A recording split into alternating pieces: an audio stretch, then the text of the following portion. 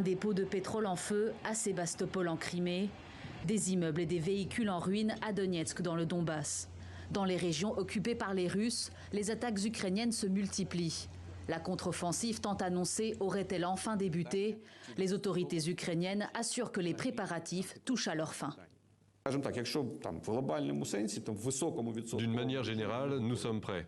Dès que les conditions météorologiques le permettront et que les commandants le décideront, nous entamerons la contre-offensive.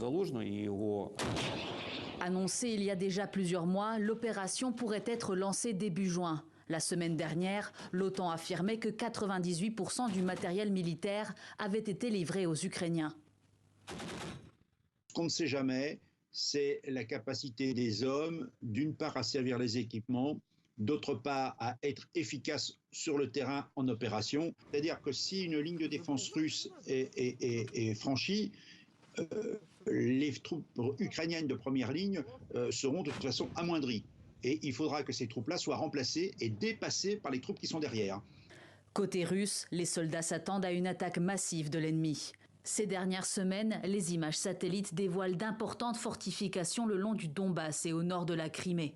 Mais depuis la ville de Bakhmout toujours assiégée, le chef du groupe Wagner se plaint de pertes humaines importantes et du manque d'approvisionnement. Chaque jour, nous empilons des milliers de corps que nous mettons dans des cercueils et renvoyons chez eux. Si nous ne sommes pas ravitaillés, nous devrons soit procéder à un retrait organisé pour ne pas détaler comme des rats, ou bien rester et mourir. L'approvisionnement russe serait justement au cœur de cette contre-offensive. L'Ukraine pourrait couper les principaux axes utilisés par l'armée russe en tentant une percée dans le sud du pays, en direction de la Crimée.